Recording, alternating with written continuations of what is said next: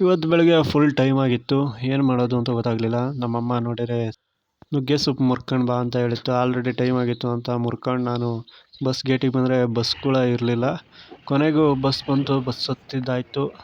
ನಂತರ ಹಾಸನಕ್ಕೆ ಬಂದು ಅದನ್ನು ಕೊಟ್ಬಿಟ್ಟು ನನ್ನ ಫ್ರೆಂಡು ನಂದನ್ನ ಭೇಟಿ ಮಾಡಿ ನಂತರ ಎಲ್ಲಿಗೆ ಹೋಗ್ತಿದ್ದೀವಿ ಅಂದರೆ ನಾನು, ನನ್ನ ಫ್ರೆಂಡ್ ನಂದನ್ ಮತ್ತು ನಮ್ಮ ಶರತ್ತು ಎಲ್ಲ ಸೇರ್ಕೊಂಡು ನಮ್ಮ ಸರ್ ಊರಿಗೆ ಹೋಗ್ತಿದ್ದೀವಿ. ಯಾಕೆಂದರೆ ಒಂದು ಸ್ವಲ್ಪ ಕೆಲಸ ಇತ್ತು ಅಂತ ಎನ್ ಆರ್ ಸರ್ಕಲಿಗೆ ಹೋಗಿ ಎನ್ ಆರ್ ಸರ್ಕಲಿಗೆ ಬಂದು ಸರ್ ಪಿಕಪ್ ಮಾಡಿದ್ರು. ನಂತರ ನಾವು ಸೀದಾ ಹೊರಟ್ವಿ ಗಂಡಸಿಗೆ ಹೋಗಿ ಗಂಡಸಿಲಿ ಶ್ರೀ ಶಂಭುಲಿಂಗೇಶ್ವರ ಹೋಟೆಲ್ನಲ್ಲಿ ಟಿಫನ್ ಮಾಡಿದ್ವಿ.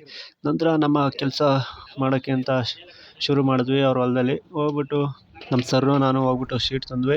ಓಕೆ ಅಂತ ಆಮೇಲೆ ಟೀ ಕುಡಿದ್ಬಿಟ್ಟು ಕೆಲಸ ಶುರು ಮಾಡಿದ್ವಿ. ಕೊನೆಗೂ ಕೆಲಸದ ಭರದಲ್ಲಿ ಮಧ್ಯಾಹ್ನ ಆಗಿದೆ ಗೊತ್ತಿರಲಿಲ್ಲ. ಕೊನೆಗೆ ಊಟ ಬಂದಿತ್ತು. ಊಟ ಏನಂದರೆ ಅನ್ನ ಸಾಂಬಾರು ಮತ್ತು ಪರೋಟ ಎಲ್ಲ ಊಟ ಮಾಡಿ ಇನ್ನು ಮಿಕ್ಕಿದ್ದು ಕೆಲಸನ ಅಷ್ಟು ಕಂಪ್ಲೀಟ್ ಮಾಡಿದ್ವು. ಕೊನೆಗೂ ಕಂಪ್ಲೀಟ್ ಆಯಿತು. ಒಂದಿಷ್ಟು ಕೆಲಸ ಬಾಕಿ ಉಳ್ಕಂತು. ಅದನ್ನು ನಾವೇ ಮಾಡ್ಕೊತೀವಿ ಅಂದರು. ಸರಿ ಅಂತ ಎಲ್ಲ ಪ್ಯಾಕಿಂಗ್ ಮಾಡ್ಕೊಂಡು ಹೊರಟ್ವಿ.